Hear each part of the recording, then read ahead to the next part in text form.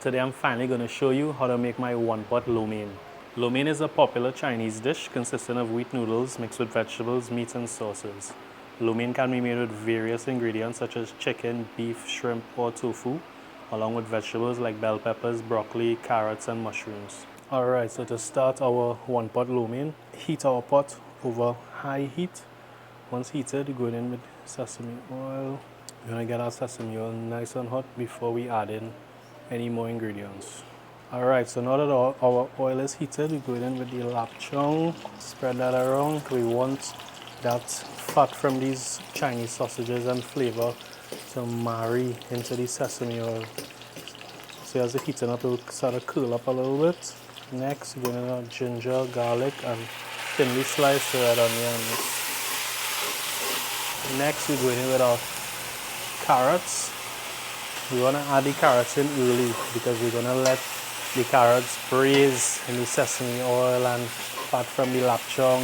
Give it a chance to absorb those flavors, the flavor from the ginger, the garlic, the onions even. Let it braise and steam in its own juices and cook down on its own.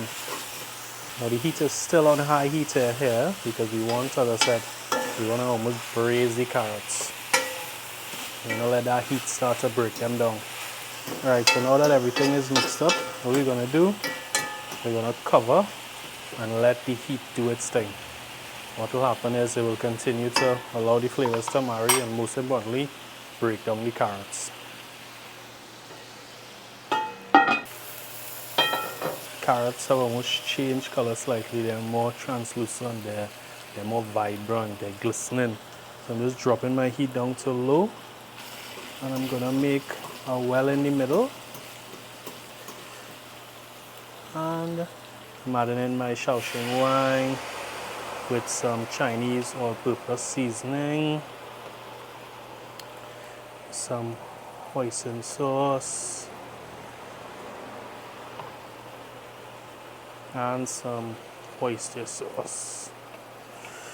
All of these ingredients will just continue to flavor our one-pot lo mein. Alright, so I'm just mixing up all 4 ingredients together. And now what I'm going to do, I'm just going to incorporate all the ingredients now. So you see how much more malleable the carrots are now. Get all those ingredients incorporated. It's on low or low to medium heat. And we're just going to let this cook for another 2 minutes. Alright, so now we're going to add in more ingredients. Going in with our steak, our baby corn, sweet peppers, mushrooms. So I'm dropping the heat down to low and I'm going to cover and allow this to cook for 2 minutes. Yeah. Speaking of heat, we want to take this time to thank our friends at Courts for sponsoring this video and also outfitting the entire Foodie Nation kitchen. So friends like Courts make these recipe tutorials possible, so we want to thank you all for that. Right, so once all the ingredients are well incorporated, I'm just going to cover and let this continue to cook on low heat, as I said earlier, for about 2 minutes. And as we're talking about stoves, if I could just get ready to show the pot in the back as a trick, what I'll do is, because I prefer to boil the noodles last, so what I'll do, I'll make the sauce first, but while the sauce is making, I'll have the water on so that it's ready for the noodles as soon as I'm ready to boil it. So that way you don't have to wait for the water to start to boil before you add your noodles. While you have your pot on, you could put on a second pot so your water is ready and waiting. So we're at the 2 minute mark here. As you can see, all the ingredients are well incorporated. Once you're buying premium quality steak, people, you don't need, especially when you're cutting it into strips, you don't need much time to cook it. And also, even after we switch off this heat, the residual heat in the pot is going to continue to cook all of the ingredients here. So what I'm going to do now is switch off the heat and add in some diced or some sliced chive. Now another option is you could wait until you add in your noodles and to add in your chive, or you could do it right now. I mean, it's really up to you, but I would strongly advise to add it into the later half of the cooking to take full advantage of its fresh aroma. Lovely, look at all the colors. Green from the side, the yellow sweet pepper, the orange carrots. Alright, so what we're gonna do now, we're gonna cover and boil our noodles.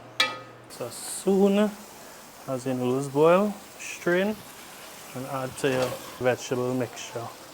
That's just the pipe running in the background because I like to let the pipe run down with the hot water down the drains. Alright, and immediately start a, just take off the timer, immediately start a mix. If a little bit of the hot water with the noodles or from the noodles comes into the pot, that's okay. Because as a starch, this will continue to cook and absorb moisture. So rather than it absorbing all your sauce and clumping up and sticking to each other, you could let it absorb some of its own hot water so it could still be a little loose, easy to work with in the pot. And also that's why we added that little extra sesame oil. Alright y'all, so we've come to the end, so let's check it out.